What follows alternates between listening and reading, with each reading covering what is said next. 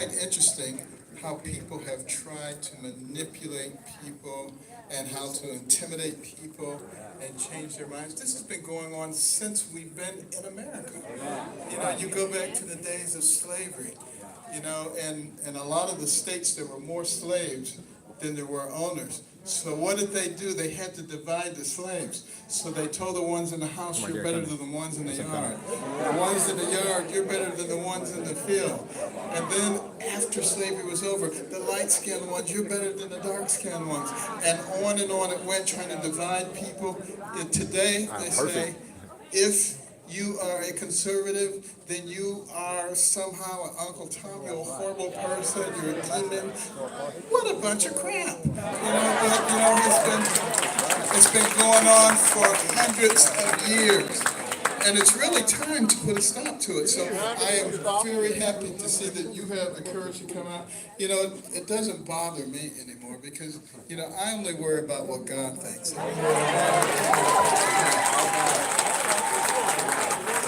But, you know, some people ask me, what happened to you? You changed. I haven't changed. I changed about 35 years ago.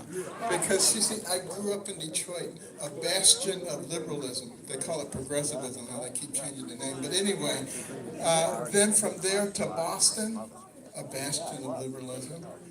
Back to Detroit, and then to New Haven, Connecticut, a bastion of liberalism, and then to Ann Arbor, Michigan, a bastion of liberalism, and then to Baltimore, Maryland, a bastion of liberalism. So I had no chance. I was a liberal. I was way out there. And then I did something that liberals are never supposed to do.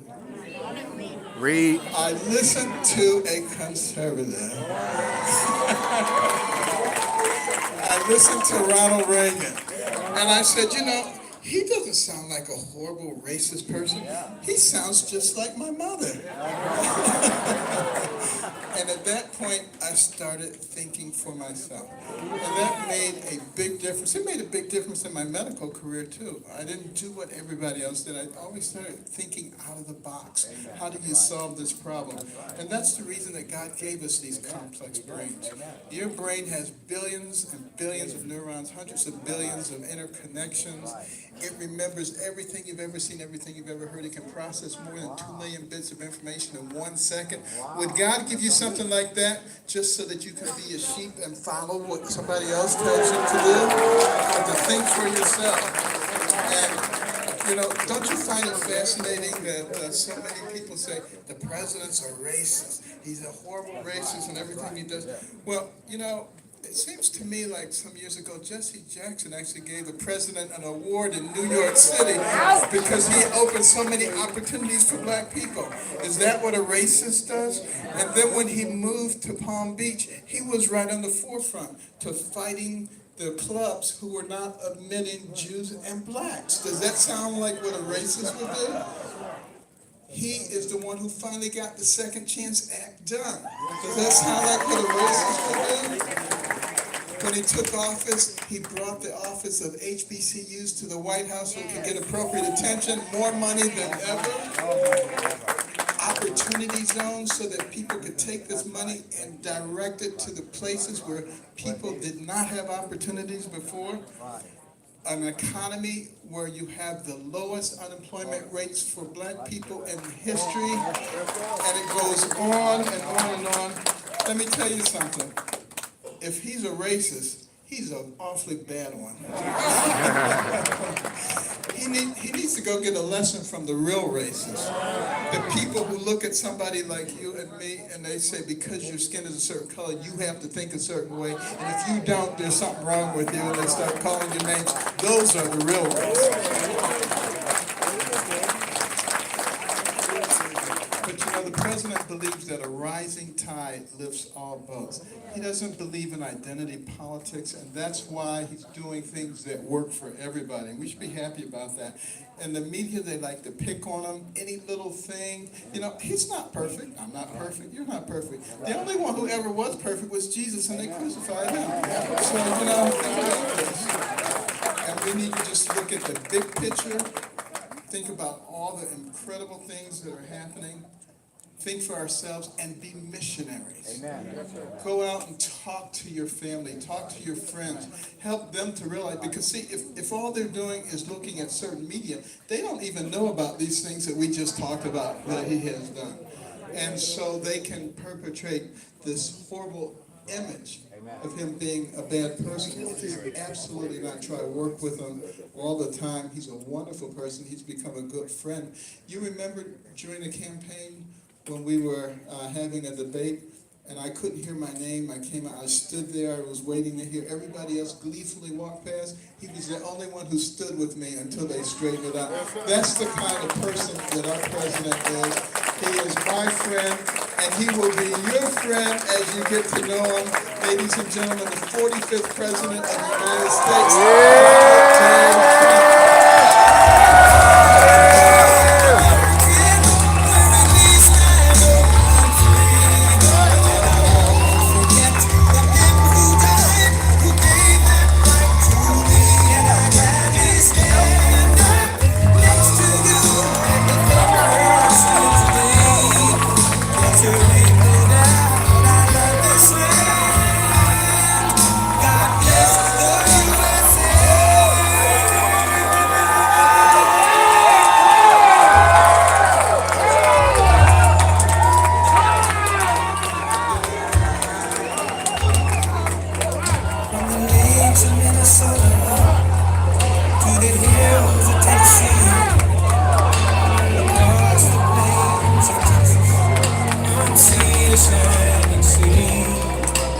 Detroit down to Houston, and New York to LA, where there's pride in every American heart, and it's time we stand and say, I'm proud to be an American, where at least I know I'm free, and I won't forget the men who died, who gave them right to me, and I'm gladly stand up next to you and defend her still today. 'Cause there ain't no doubt I love this land. God bless the USA.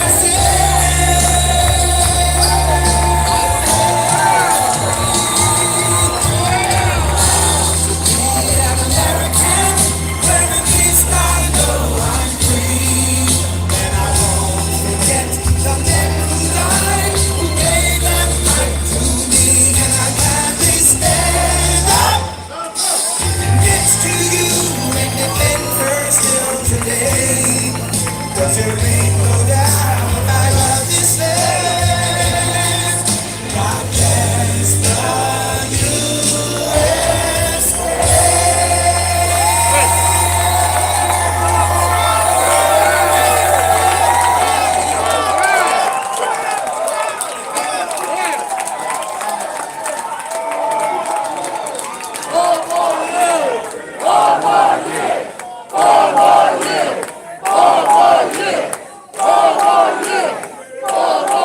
I want to thank you all. There's a big crowd of people outside. We couldn't get them in. We'll do it next time, but we want to thank you very much. And I want to thank a special friend of mine, Ben Carson, for doing so much, such a great job at HUD. And Vice President Mike Pence, always been there, always been there. He's a great gentleman, great man. And I'm thrilled to be here in the heart of Georgia to launch our incredible new nationwide grassroots effort, Blacks. Think of this, Blacks for Trump. African Americans for Trump. Call it whatever the heck you want. We like it. What do you prefer? Blacks for Trump or African Americans? Jesse Jackson, man. We'll not come out. I got carried away. Start to yelling. Blacks for Trump! Blacks for Trump! Blacks for Trump! I want to thank you. I'll tell you that. We're doing well. We have our best employment numbers. We're going to get into it, but the support we're getting from the African American community has been overwhelming, and I want to thank each and every one of you for your courage and tenacity and devotion.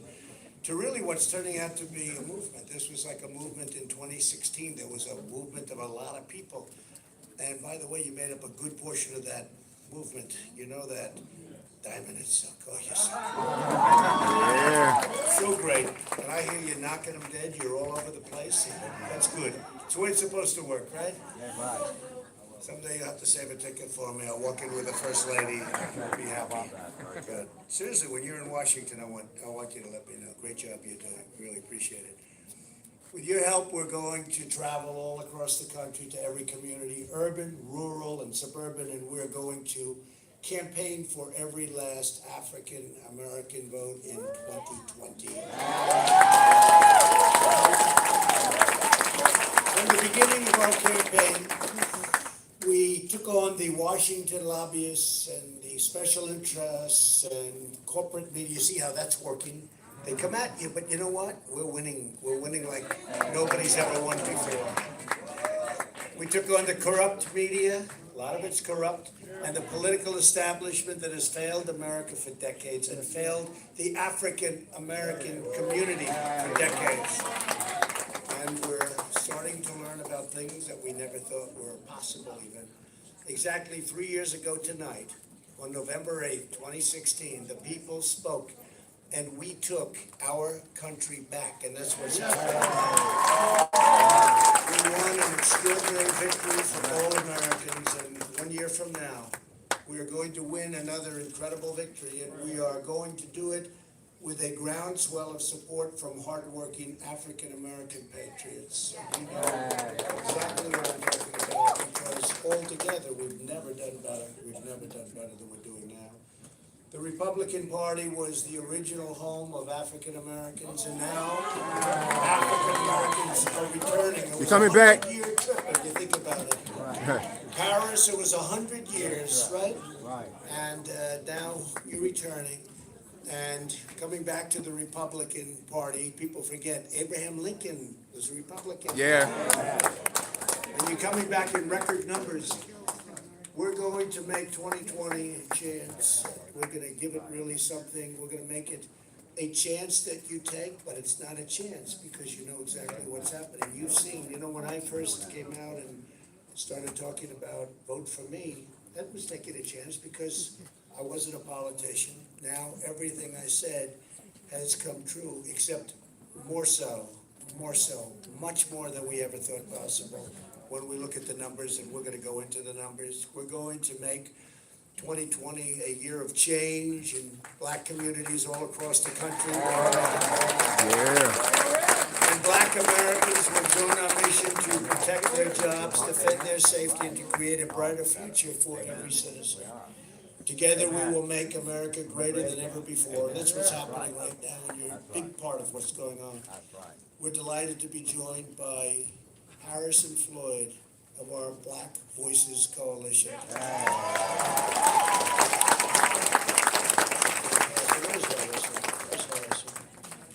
Harrison, you didn't even get a good location.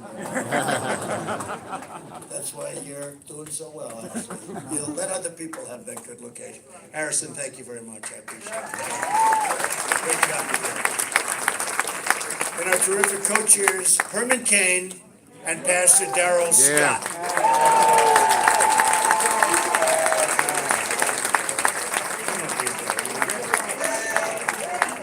This guy, I watched him. He's so tough. I said, is he really a pastor? He said, all right, down. He would take them apart. He would go into the enemy territory, fake news, like CNN. He would take them apart. That was easy for you, though, wasn't it? Do you want to say a couple of words? Did you speak before? Come on, say, come. Yeah, you know you want to. God bless everybody. One thing I learned from watching this master debater was, if I can't win the debate, I'll turn it into an argument. I might lose the debate, but I'm not going to lose the argument. But listen, there's a scripture in the Bible. Jesus said of Abraham, he said, Abraham rejoiced to see my day. And he saw it and was glad. And we rejoice to see this day.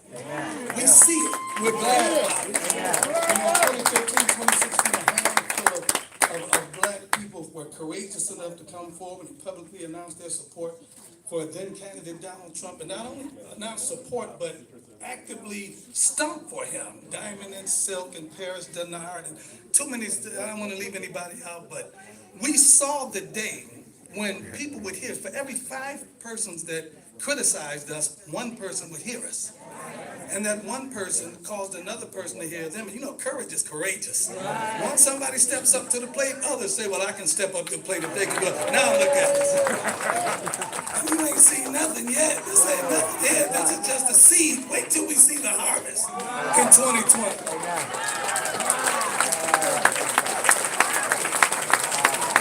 Fantastic guy. He's a champion. And again, Diamond and Silk, I really appreciate you being here so much. Thank you very much. We really appreciate it. And a very special thanks to someone who has been with us right from the beginning. Katrina, where's Katrina? Katrina Pearson. And she was, I met her, one of the first people I met.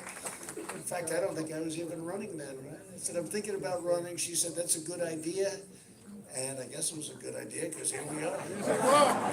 We go back to that beautiful Oval Office, right? And we do a lot of things for a lot of people. Thank you, Katrina. Great job you've done. Thank you. And a very special woman who is constantly defending me. Sometimes I don't need it, but sometimes I do. Alveda King. A great woman. You will never forget me. Thank you, Alveda. And we're delighted to be joined as well by former Governor Sonny Perdue. Where's Sonny? And now he's the head of agriculture. Sonny Perdue, the great Sonny Perdue. He's giving away a lot of the money from China. We take in the money from China, we hand it over to the farmers, right? Yes, sir. And Mrs. Perdue. So Sonny's now the, as you know, Secretary of Agriculture. And he's done an incredible job. Thank you, Sonny, very much. What a job. Thank you. And we have Senator David Perdue. Where is David? Where is the great David Perdue, your senator? And I just want to thank you, David. You have been so instrumental in the success of the state. We're doing well in the state. When we were campaigning, it wasn't really doing so good, Georgia, and now it's doing phenomenally well. So we want to thank David. We want to thank you. We want to thank your great governor, Brian. I don't know if Brian's around here someplace. Brian, your state's doing much better than it was when you came in, Brian. Brian, a lot better. So thank you, Brian and David and Sonny and everybody. You're incredible people. And we also have a couple of warriors that are incredible and have been right from the beginning. They help us with all of these witch hunts. Every week it's a different witch hunt. And we have Representative Rick Allen, you know. Thank you, Representative, meaning Congressman Buddy Carter.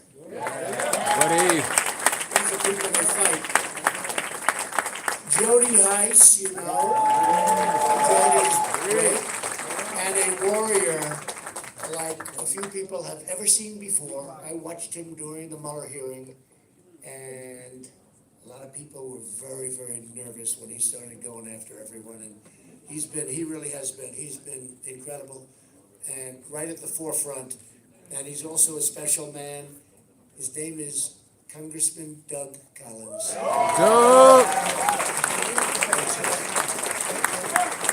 Great job. Thank you. Thank you. See, I like you, Doug.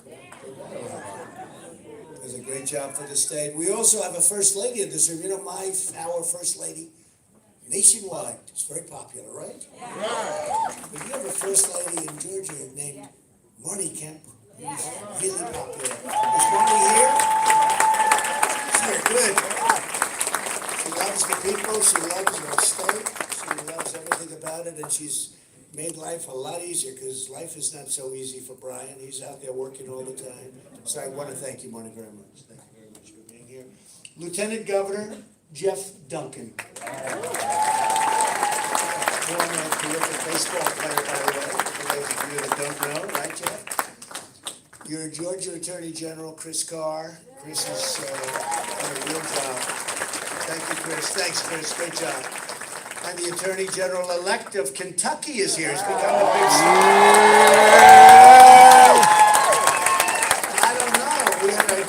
Kentucky, but we got no credit for it, you know? We had a man running for governor who really worked hard, but he was down a lot and almost won, and maybe he will. I think he's contesting it, is that right? I think he's contesting it. But we brought him up 19 points. Yes, sir. And then the media said, that was a bad night for Trump. But we also won 5 of 6 of the races. And the first African-American Attorney General in Kentucky's history. This is going to be a star. Let's see how I'm like that. Happy 50 you, Daniel Cameron. Daniel, you doing someplace? Great job, Daniel. So proud of you. Wow, he won by a lot. He won by a lot. That was a lot of fun we had. We were there the night before, and it was some evening. It was some evening, but that was a tremendous record. You set a record, as you know, for what you were running for. It's been a long time too. When I ran for office 3 years ago, I looked at the bleak, dismal record of the Democrat Party and asked the African American community, what the hell do you have to lose? What do you have to lose? I came off stage that night and all these professional handlers, right? I don't have too many handlers, but they say, sir, I don't think they're gonna like that. I said, no. Now, we loved I it. read a list. Last in crime, last in this, last in home ownership, last in the economy, lowest wages, all of this stuff. And I said, wait a minute, I'm just reading off a list. And I said, wait a minute. And that's when I said it. It wasn't as part of the script. I do my best work off script. Right. I hate to say this, I also do my worst work off script. You never get in trouble when you go broke. Best work. No, I do my best and my worst work. Yes, sir. It makes things very exciting too. That's right. But that was my best work. I mean, it was a very important statement to be made because honestly, the Democrats have let you down. And then I made you a solemn pledge that whether you voted for me or not, I would be your greatest champion. Yes, sir. And you did. You came out. You did very well. And we were a lot better this time because now you know that we do it. Now it's not just talk. Don't forget, I came not as a politician. I came as a businessman, and I said, we're going to do things that are going to be great. Businessman / television star, right? A lot of fun with The Apprentice, but I said, we're going to do a job. And so, but who knew? I mean, a lot of people, they didn't know would I pick good judges, they didn't know a lot of things. Now, they see what we've done with judges. We're at 157 federal and Court of Appeal judges. We'll be at 182 a record. It's a record. And we were left by the previous administration 142 judges to fill. Can you imagine that? I thought they may have one. They may have none. I said, how many? Sir, you have 142. I said, you have to be kidding. You have to be kidding. 142. So we'll be at 182. 2 great Supreme Court judges, and so it's great. 2 great justices of the Supreme Court, and we're going to be looking at that whole situation with judges because we have a lot coming due, and it's, there are some saying greatest thing you can do, greatest legacy, most important thing to do for a president. I say military and defense is always most important somehow. I would say defense. We've totally rebuilt our military. Our military is strong. We did a pretty big number on al-Baghdadi last year. I didn't know what the hell hit them up the They weren't playing games. They came in and those brand new, those beautiful choppers, and they said, they went through the wall. They didn't go through the door, you know. I said, why are they? Because I'm watching this like you watch a movie. Okay, like you watch a movie, and they came through that, they boom, boom, boom, that was dynamite. Boom, they blew a hole. I said, why don't they just walk through the front door? It's called booby traps. I said, that makes sense. But you never saw anything go so quickly, and so it was violent, but it was incredible. It was incredible. He killed a lot of people. He was the founder of ISIS. And ISIS was bad, and when you saw those people in the orange outfits and the horrible things that happened to those people in the orange outfits, this is the man, and we took him out, and then we took out his second. And we got our eye on his third. And And I vowed to pour out all of my heart and soul to fight for your families and for your future. That was after, it's true, I was reading that list, that horrible list was 10 points. And everyone was the worst, the worst, the worst, the worst, the worst for African American. And every single one was the worst. They had statistics, and I'm saying, man, this is really bad. And we took care of it. Now you have from the worst to the best numbers you've had. For decades, the Democrats have taken African American voters totally for granted. Democrats have run America's inner cities at every level of government for 50, 60, and 70 years. And really 100 years, I think, Paris, right? 100 years. When Detroit last had a Republican mayor in 1962, it had a strong, beautiful economy. Per capita incomes were among the highest in the nation. And after nearly 60 years of really crooked Democrat rule, it's one of the poorest cities in America. It was one of the most successful cities in America. Philadelphia has a poverty rate more than double the national average. The city has had a Democrat mayor every year since 1952. 20 out of 20 most dangerous cities in America last year were run by Democrats. I'd say that's not too good. Nationwide, 58% of murder victims under the age of 22 are African American. Wow. America is waking up to the Democrat Party's record of suffering and neglect. That's what it is. Yeah. They want you to vote. They're nice to you just before the election, and then they forget about you for 4 years, Yeah. 2 years, 6 years, or whatever it may be. And they come and they hit your heart for 3 months, and then they get your vote, and they say bye-bye. No, I see. I mean, I deal with them all the time. I deal with a crooked politician, this guy Adam Schiff. He's a crooked politician. Nancy Pelosi should come back home to San Francisco and clean up her district that's falling apart with drugs and with homeless and with all of the problems. It's not the same San Francisco. Of all, California's a mess, is right. Of all of the Washington sellouts that have wounded our nation, none has been worse hit than the Democrat Party's cruel and betrayal. I mean, the betrayal of the black community is unbelievable what's happened. It's unbelievable.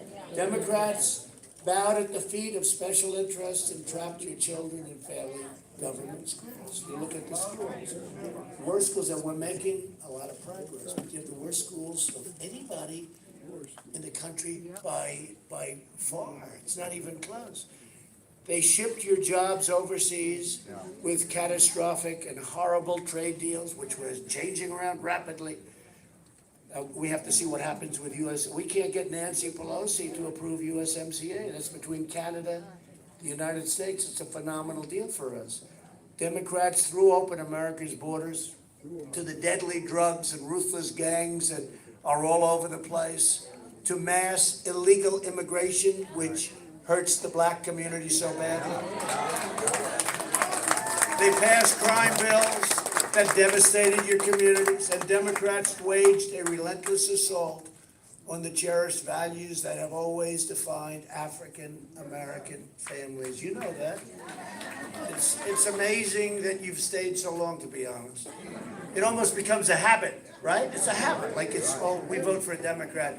Nobody knows why they vote for a Democrat. Look, if they don't do the job, you switch. You got to switch. And some progress has been made like never before, perhaps, in such a short period of time. But under this administration, all of that has changed, and it's changing even faster now.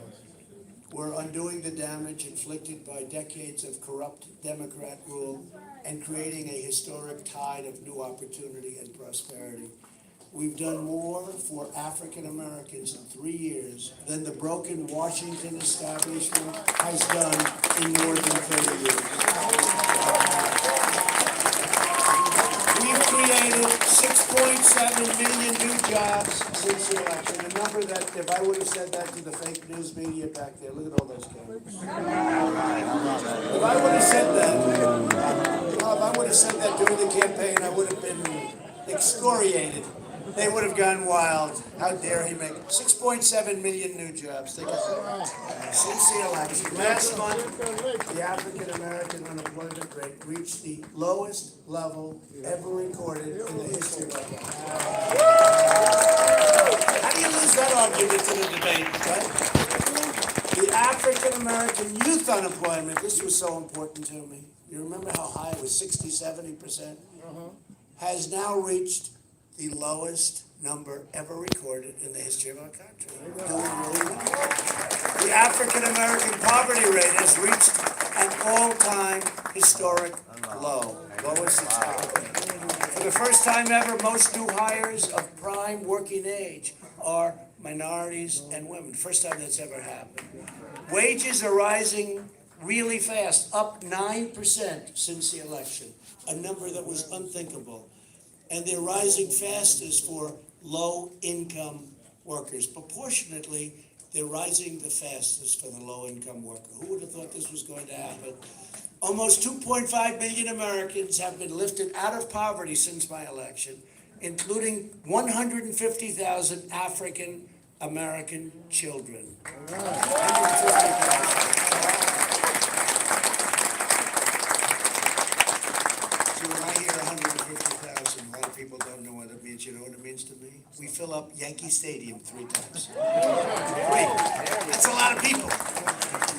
To bring investment to neglected communities, we've cut a record number of job-destroying regulations, more than any administration in history, even though we've been here for a short while by comparison. We passed massive tax cuts for working families, saving the typical family of $4 $2,000 a year. And over the last 2 years, my administration has also provided more than $8 billion in contracts and financing to minority-owned small businesses, which alone has resulted in a minimum of 20,000 brand-new, beautiful jobs. So with us today are Kelvin and Janelle King from right here in Atlanta. Kelvin is a graduate of the United States Air Force Academy, great place, where he was also all-conference football player. Today, Kelvin and his wife Janelle own a general contracting business, and they're doing really well. Kelvin and Janelle, please come up. Say a few words. Come on up.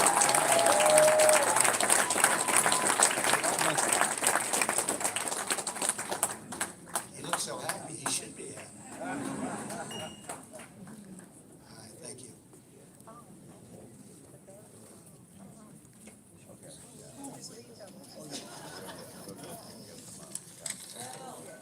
Well, thank you, Mr. President. This is really cool, by the way. This is I too am a builder, right?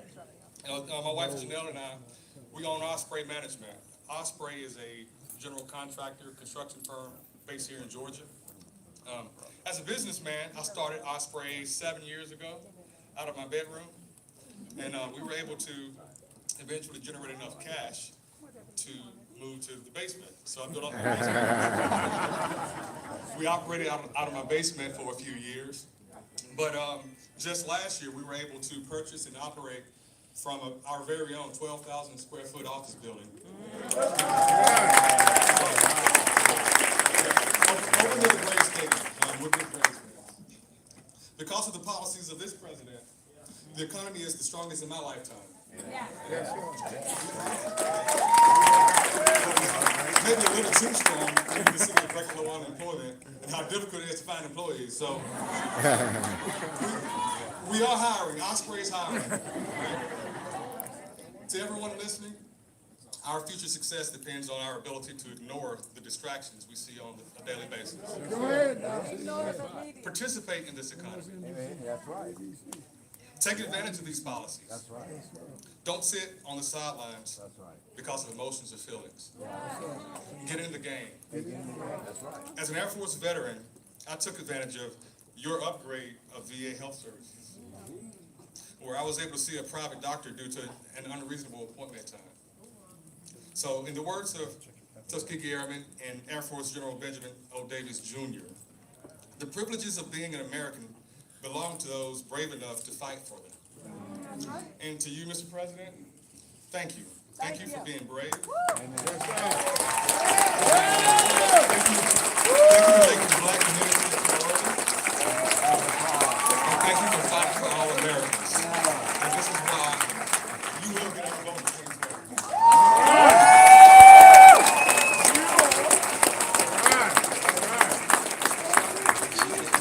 I'm very, very short. But thank you to everyone here. Thank you, Mr. President. You are awesome.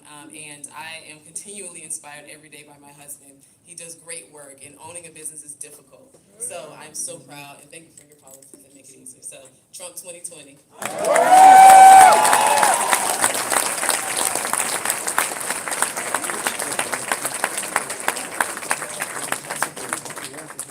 That's really good. Thank you very much. Congratulations. Every day we're reversing ruinous trade policies that have shattered black middle-class citizens. After the twin disasters of NAFTA and China's entrance into the World Trade Organization, which was a horrible thing for us. 1 in 4 manufacturing jobs held by African Americans were totally gone. They were extinguished. In the last 3 decades, Milwaukee lost 27% of all manufacturing jobs. Cleveland lost 42%. Dayton lost 44%. Philadelphia lost 74%. But under this administration, the days of shipping American jobs and wealth to foreign countries, it's over. It's ended. We're all coming back. 10,000 plants are being opened in the United States, or have been since we took over. 60,000 have been lost prior to that. Think of that, 60,000. On behalf of African Americans and all Americans, we're now putting America first. We've had it. In other words, we've had it, right? We're standing up to the decades of chronic Chinese trading abuses and replacing the NAFTA catastrophe with a brand new USMCA, a giant victory for the farmers and ranchers and manufacturers from coast to coast. The do-nothing Democrats, which is what they are, have come up with that name. I don't think they like it too much, but who cares? They're do-nothings. All they do is waste their time instead of doing things. They're just going, let's impeach him. We can't beat him. How about the guy? We can't beat him, so let's impeach him. Did you see that one? He was a beauty. We can't beat him. Let's impeach him. Good idea. The do-nothing Democrats are blocking a vote on the USMCA. Nancy Pelosi, she's blocking the vote. She doesn't want the vote to take place because they would rather hurt their political opponents than help their black constituents. Under my administration, we've added nearly 10,000 new factories in just 3 years, and we're just getting started. Tremendous numbers are coming in. Everybody wants to be in the USA. You know, we're the hot place. We're the hottest economy by far anywhere in the world. To keep jobs in America, I withdrew the United States from the disastrous, job-killing Paris Climate.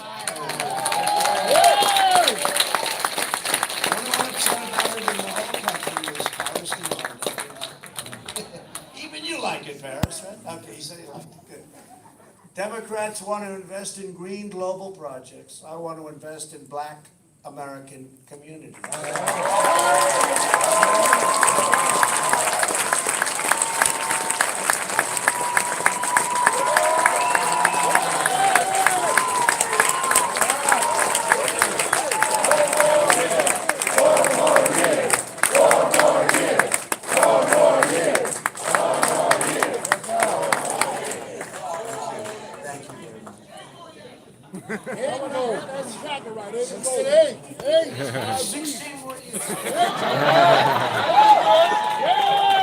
And they'll go back, see, I told you he wants to be a dictator.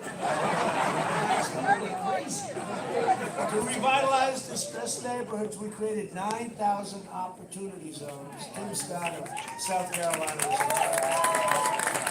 was including 26 right here in Atlanta.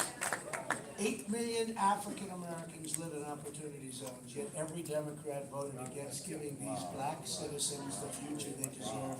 The Republicans got it passed. Not easy. We had no votes from Democrats.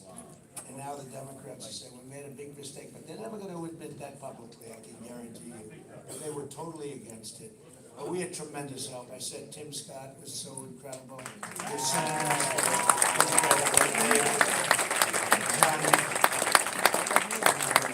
incredible. Nobody ever thought that could happen to the extent it's happened. It has revitalized areas and created jobs like nobody thought would be possible. To draw investment to these impoverished communities, we slashed the capital gains tax and opportunity zones to zero. Because people are coming in with very, what would have been high-risk money, and now they're coming in and they're thrilled, and they're coming in with more and more. Money is now pouring into, and property values are skyrocket, coming into the communities, and values are up 20%, 25, 30%. Today, we're glad to be joined by Paul Morrow, a proud Army veteran, great person, and a small business owner in Selma, Alabama. He's building a new concrete plant and an opportunity zone in Montgomery to help support the future home of the brand new F-35 fighter jets. And I'll be in Alabama tomorrow watching the football game.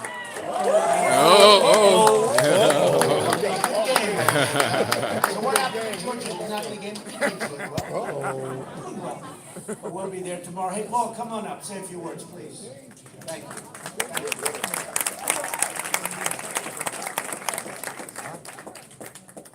Oh, yeah. I can't get rid of it. We're gonna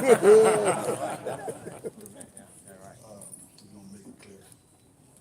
I'm not a politician. I'm just a regular human being from Alabama. Yeah. I'm gonna make it clear that I got my PhD degree in the Corning Overfield in Plainville, Alabama. That's no time right outside of Selma, Alabama. Now, I'm standing in the airspace on the same stage that Donald Trump.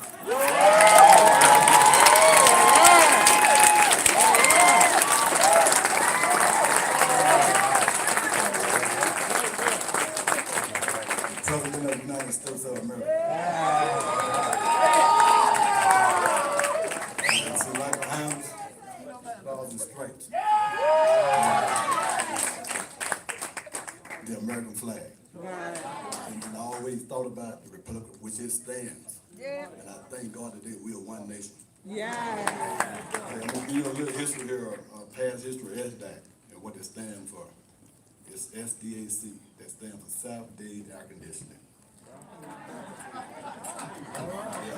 This is their community-based air conditioning repair company out of Homestead, Florida. It was originated back in 1985.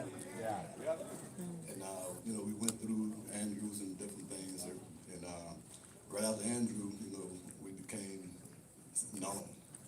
And then I found a reason to increase, to become a war fighter. And they did a war against unemployment. So I got my 8A, back in 2009, and we grew. We went on and we created a lot of jobs, created a lot of opportunity for other people and stuff. And then the recession hit. It was the recession and taking the hostages. It kind of got everybody. But anyway, I found myself about $750,000 in debt. That kind of filtered on down, to almost over $1 million point something.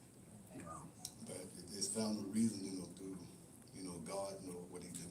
And He brought me back to Alabama, which I had a sick mother there. And when I got there, I met a former football player, Auburn football player. named Reed McMillan. He was a fullback. But me and Reed united, and we did some things in Alabama, in Selma, Alabama, that's incredible. We got some of the most valuable jobs that were being created down in Selma, Alabama. And I have to say this about Reed. I know he's gonna probably beat me up. Reed is one of the grandsons, I think, of one of the firefighters that had the hoses in his hand back in 1965. now Reed working for me in the creative.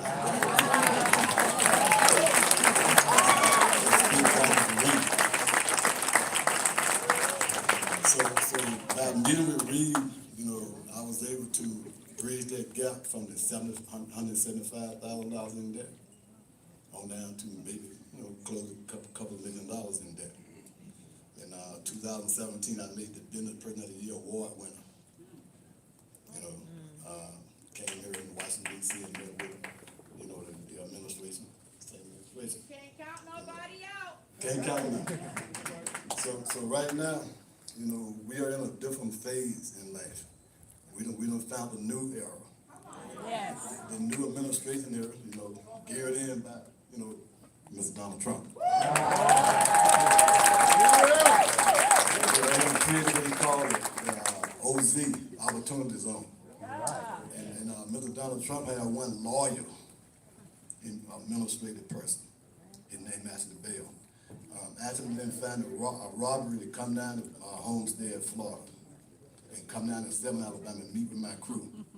And you know how it is when you got somebody from the White House coming to your business. He was all excited, and everybody was, you know, overly excited about having one of Donald Trump's, the President of the United States, staff member to come and see us. But anyway, it happened that once Ashley got there, he was more impressed about what we were doing already. I got about 6 different millionaires hanging off my sleeve here.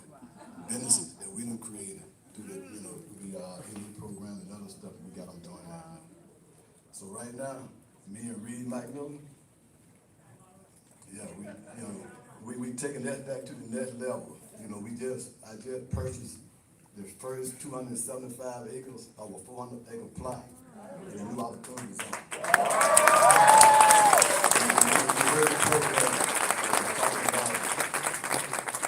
The opportunities and the resources that became available. Now, see, I hit it pretty strong, you know, through some of the help of Mr. Ashley Bell. And I done, you know, generally, you know, got the president's, one of his professional team came down, and I done happened to master as a small businessman in the Opportunity Zone thing. And we done had a 100% growth pattern over the last 4 years.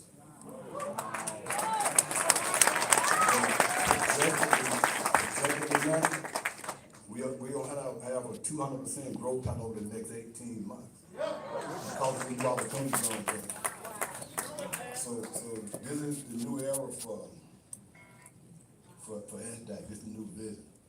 And say, I got y'all here, I can say hello to this audience, you know, I can say hello to the nation, and I know somebody in the world elsewhere looking at me today, so say hello to the world. And while I got y'all here, I can't speak about the State of the Union for the nation, but I can say the State of the Union for SDAC is strong.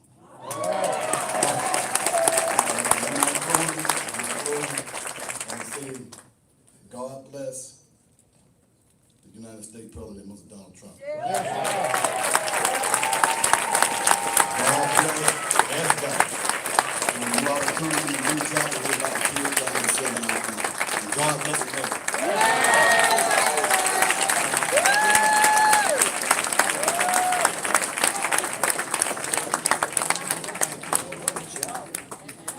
I think he enjoyed that too. He's doing so well in the concrete business, I don't think he wants to be a politician. You want to be a politician? I don't think so. What a great job. Thank you very much, and that's from the heart too. After my election, I heard from countless African American leaders. They asked me to get involved in a cause that is dear to many of them in this room. Right now, I see so many of you that it was so important to you. That's criminal justice. Last year, with the help of Jared, he's right here, stand up, Jared.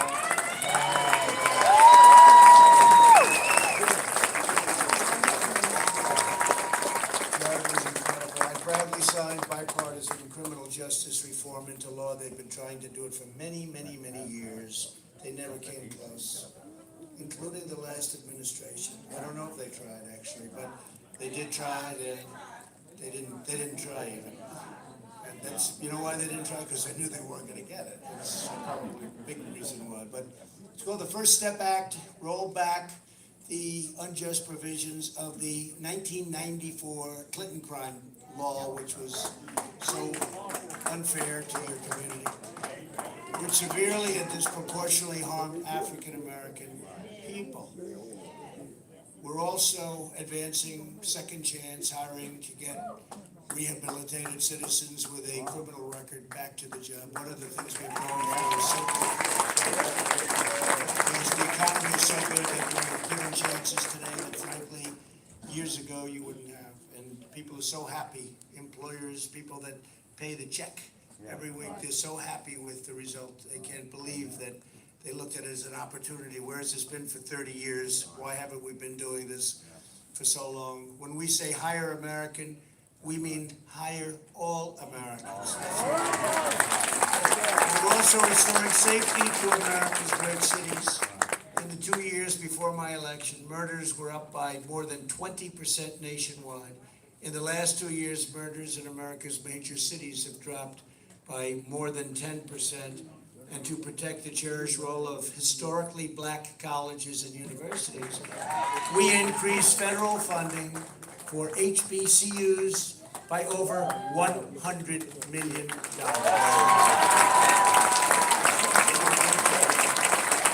They do a great job, but some needed some help. They do a great job, we can't lose it. But as we're delivering results for African Americans, the hard left Democrats have been busy doing absolutely nothing for you. For over 3 straight years, they've been obsessed with one single delusional goal: overturning the votes of the 2016 great election that we had. And really, if you think about it, overturning American democracy. First it was the Russia hoax. Then it was the Mueller report. The biggest lie ever perpetrated upon the American people, Russia. Give me a break. Well, I felt a little bit better because I see 2 weeks ago, right? Hillary Clinton said that Jill Stein, a Greenie, she was a Greenie, it's okay, the head of the Green Party, right, ran against Hillary, right, Paris, and that Tulsi Gabbard, I don't know Tulsi Gabbard, but she said that they're Russian operatives, that they're involved with Russia. Now, I don't know either of these women, but I know they're not involved with Russia. When they said it about me, it took me 2 years to get out of it. It took them 2 minutes. People said, we think she's nuts at this point. Now Democrats in the media have launched, and they are partners, you know that. Oh, well. The deranged, hyper-partisan impeachment witch hunt, a sinister effort to nullify the ballots of 63 million patriotic Americans. It's not happening, by the way. It's failing. It's failing. It's all a hoax. It's all a hoax. Democrats are willing to destroy the foundations of our society and the pillars of our justice system and judicial system in their craven pursuit of power and money. Imagine if Democrats just put 10% of the energy they devote to attacking me and my administration to instead making this a better country for African American citizens. Can you imagine that? They don't care, but we do. Okay, that's really the truth. And I think you're learning that quickly. We're all learning that. With Republicans in Congress, we are fighting for school choice. We believe that in America, no parent should ever be forced to send their child out the door to a failing government school.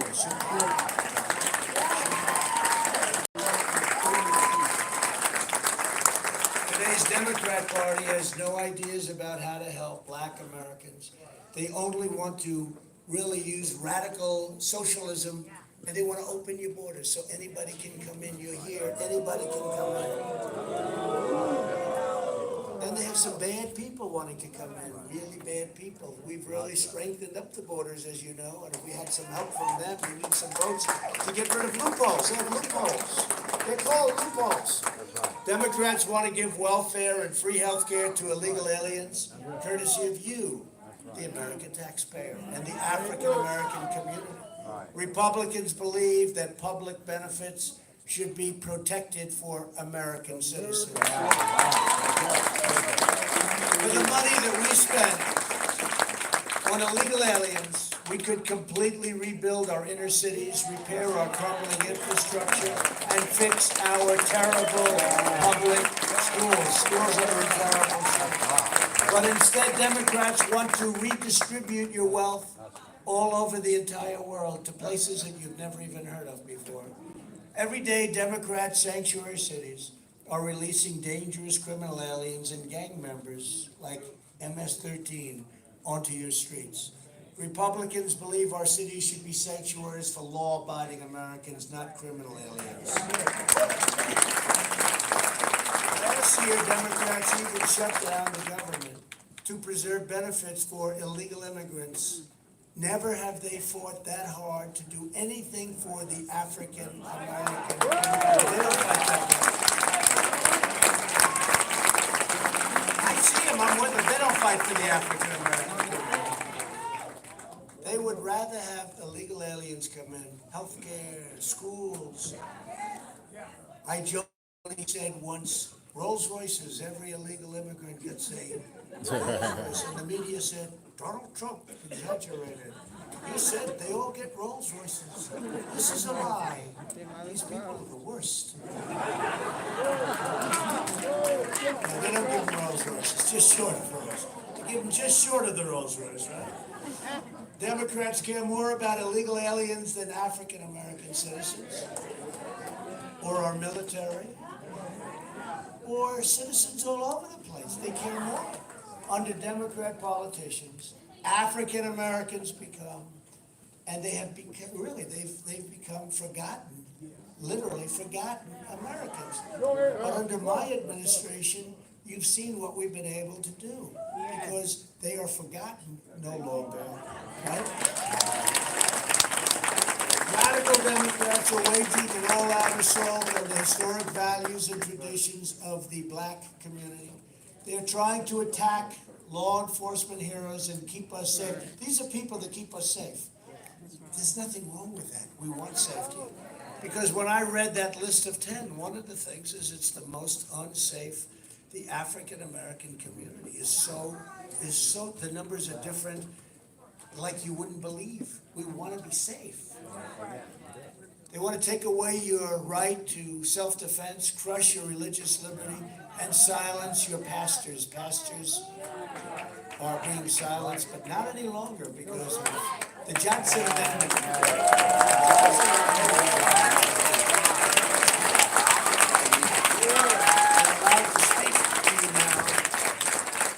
Your pastors and your ministers are allowed to speak to you now without retribution. African American churches have always been lifted up, and they've always been really the conscience of our nation. Yet Democrats now want to drive faith out of the public square and attack Christians and other religious believers. That's what they're doing. They have gone crazy. They really are. What's going on out there is crazy. As your president, I will always cherish our nation's religious heritage. We will always cherish that. It means so much. You know, when you look at things that are happening, a lot of it is because they've lost that incredible grounding, especially the vital and indispensable role of African American churches in our society. We have some ministers here and some pastors here. You heard from one, he's an incredible man. But we have some ministers, pastors, and others that are people that we all look up to, and their voice has to be heard. They have to be heard. They're trying to take that voice away. It won't happen. Don't worry, it won't happen. So don't lose any sleep tonight. Virtually every top Democrat also now supports late-term abortion, ripping babies straight from their mother's womb, right up until the moment of birth. And then you have the governor of Virginia, where it was after birth. Blackface governor. That's evil. That's why I've asked Congress to prohibit extreme late-term abortion, because Republicans believe that every child is a sacred gift. With every African American across our land, you don't have to choose to leave the Democrat Party, because because the Democrat Party Left already me. left you a long time ago. They left you. Well, they come back before elections for a few months. If you don't want to have radical socialism, that's what you don't want. If you don't want open borders, if you don't want out of control political correctness, how about some of this political correctness? If you don't want your jobs going overseas, if you don't want your children trapped in failing schools, if you don't want liberal extremists to run your lives, then today we say, welcome to the Republican Party.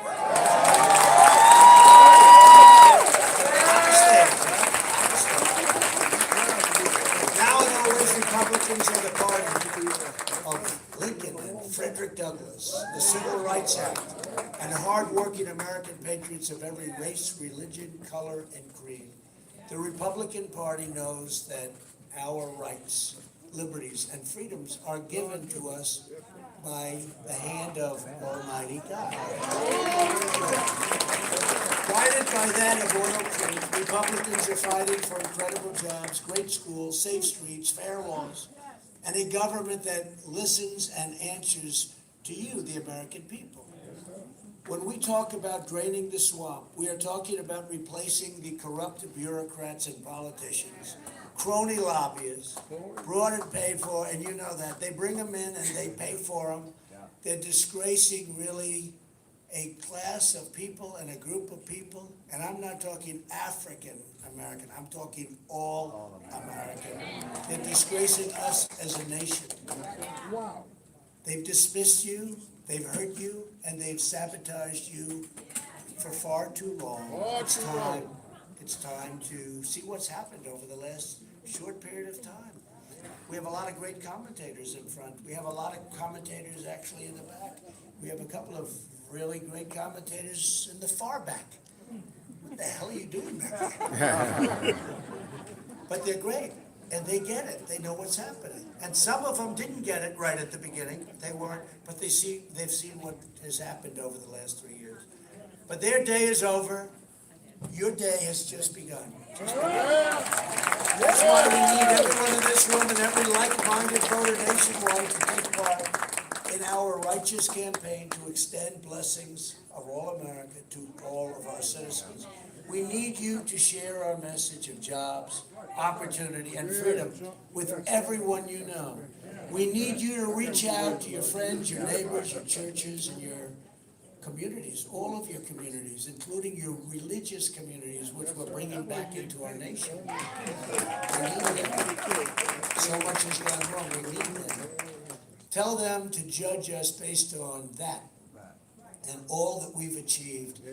And we have achieved more than anybody has achieved ever in 3 years. It hasn't been done on the smears from the media or the lies from those defending the old status quo. They want to defend it. They're defending their turf, but their turf is no good.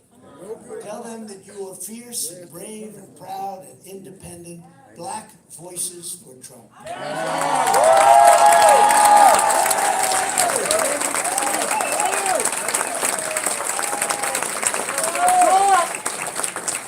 can't tell you how much this whole community has grown. I don't know, Katrina, if I could have said that maybe 3-4 years ago. People would have, let's say it would have been a slightly smaller audience.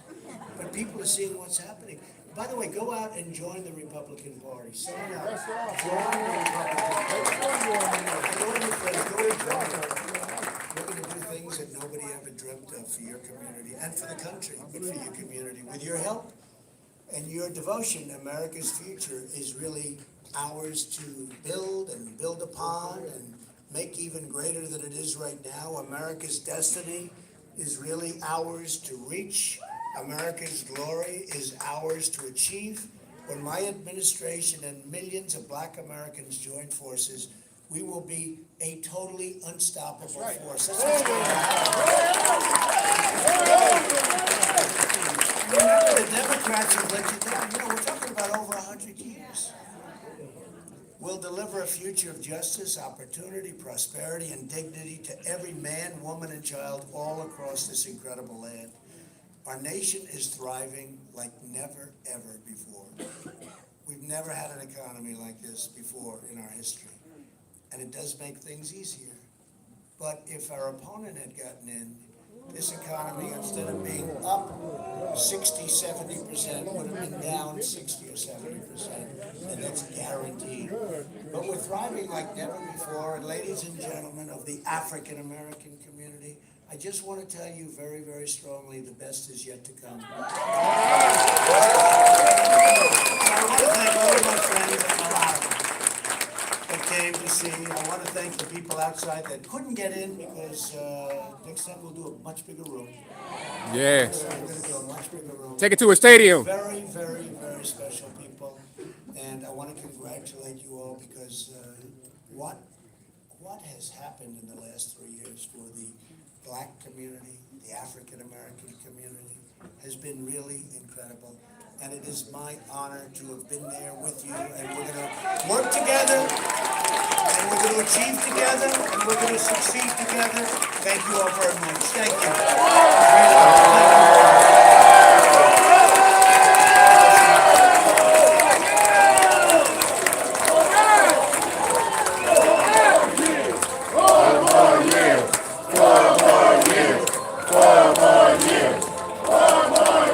That'll do it, y'all. It's been a lot of fun. Maybe I'll say it again, I don't know.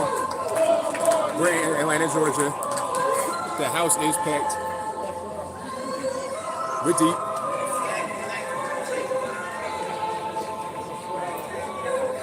We're deep. All right. So, I think that'll be it. This is only the beginning of something very big for all of us here. So, I will see y'all.